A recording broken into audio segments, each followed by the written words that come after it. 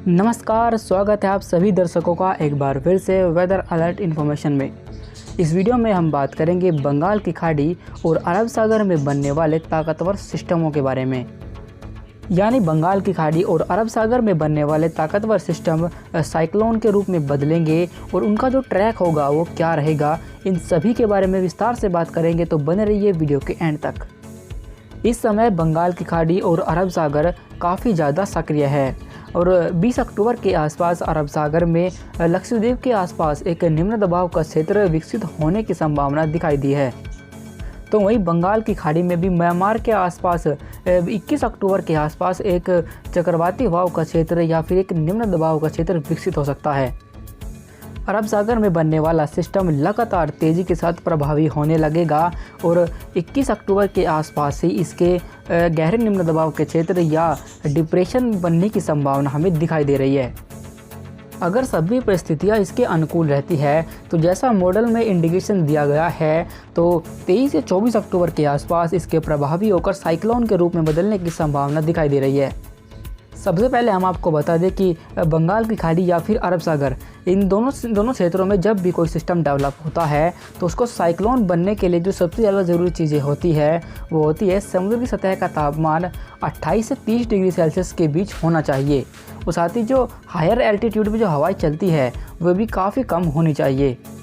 लेकिन post monsoon season में जो अक्टूबर से लेकर दिसंबर के बीच समुद्र के जो तापमान होते हैं वे 28 से 30 डिग्री सेल्सियस के बीच हो जाते हैं। यानी ये जो भी परिस्थितियाँ साइक्लोन के लिए होती है वे सभी इन दोनों सिस्टमों के लिए काफ़ी अनुकूल है। सबसे पहले आपको बता दें कि अरब सागर में जो भी साइक्लोन डेवलप होता है उसका जो ट्रैक होता है वो सबसे अधिक ओमान की तरफ रहता है। यानी 10 में से 8 साइक्लोन ओमान की तरफ जाते हैं, जबकि इनमें से 2 साइक्लोन जो रिकर्व करते हैं वे गुजरात और महाराष्ट्र और जो पाकिस्तान के हिस्से हैं इन भागों की तरफ चले जाते हैं। पहले जो अनुमान था वह यही था कि इस सिस्टम के गुजरात की तरफ जाने की संभावना थी, पर लेकिन हम आपको हर वीडियो में बताते हैं कि जो फोरकास्ट होता है 15 दिनों का वो बिल्कुल सटीक नहीं होता, उसमें लगातार हर 24 घंटों के दौरान अपडेट होते रहते हैं। 23 अक्टूबर के आसपास अरब सागर में बना सिस्टम काफ़ी प्रभावी हो जाएगा और साइक्लोन के रूप में बदल जाएगा, जबकि जो सिस्टम बंगाल की खाड़ी में बना था वो कमज़ोर होना शुरू कर देगा, क्योंकि इस सिस्टम को बंगाल की खाड़ी में 3 तरफ से तो एनर्जी मिल रही है, जबकि एक तरफ ये ज़मीनी हिस्सों के काफ़ी करीब है, जिसकी वजह से इसे एनर्जी नहीं मिल पा रही। इसलिए ये सिस्टम जल्दी ज़मीनी हिस्सों पर पहुँचेगा और कमज़ोर होने लगेगा। 24 अक्टूबर को अरब सागर में बना सिस्टम काफ़ी प्रभावी हो जाएगा और वेरी सीवियर साइक्लोनिक स्टॉर्म के रूप में बदल जाएगा। इस सिस्टम के इतने स्ट्रॉन्ग होने की वजह से आप देख सकते हैं कि अरब सागर की जो हवाएं हैं वे सभी इस सिस्टम को भरने के लिए इसके चारों तरफ घूम रही है। लेकिन पर फिलहाल भारत के पश्चिम तटीय हिस्सों को इस साइक्लोन से कोई भी खतरा अभी नहीं है, क्योंकि ये पश्चिम तटीय हिस्सों से काफ़ी दूर है। इस सिस्टम का जो शुरुआती ट्रैक रहेगा वो उत्तरी दिशा में रहेगा और अभी ऐसा नहीं है कि इसका यही ट्रैक रहने वाला है। अगले 24 घंटे के दौरान फिर से मॉडल अपडेट होंगे तो हम आपको लगातार इसके बारे में अपडेट करते रहेंगे। 25 अक्टूबर के आसपास ये साइक्लोन काफ़ी ज़्यादा प्रभावी हो जाएगा और हो सकता है कि ये एक्सट्रीमली सीवियर साइक्लोनिक स्टॉर्म की कैटेगरी में भी पहुँच जाए।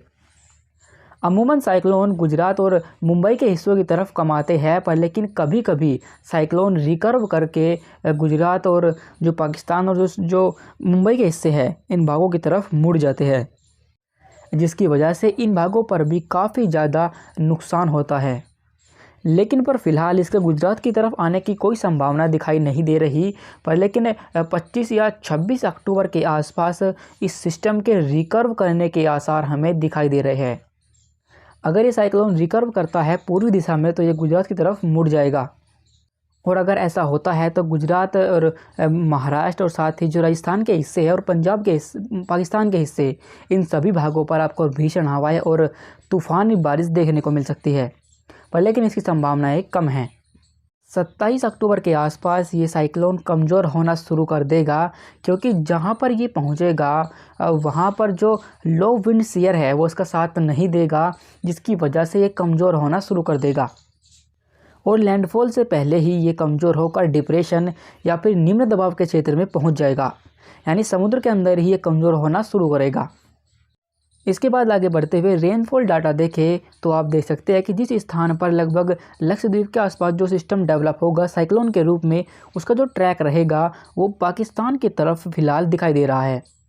वहीं तो दूसरी तरफ जो बंगाल की खाड़ी में सिस्टम बनेगा उसका ट्रैक म्यांमार की तरफ होने की संभावना फ़िलहाल दिखाई दे रही है। इसके बाद अभी अगर इसके ट्रैक में थोड़ा भी चेंजेस होता है तो हम आपको लगातार अपडेट करते रहेंगे, तो बने रहिए वेदर अलर्ट इन्फॉर्मेशन के साथ। फ़िलहाल अभी के लिए बस इतना ही। धन्यवाद।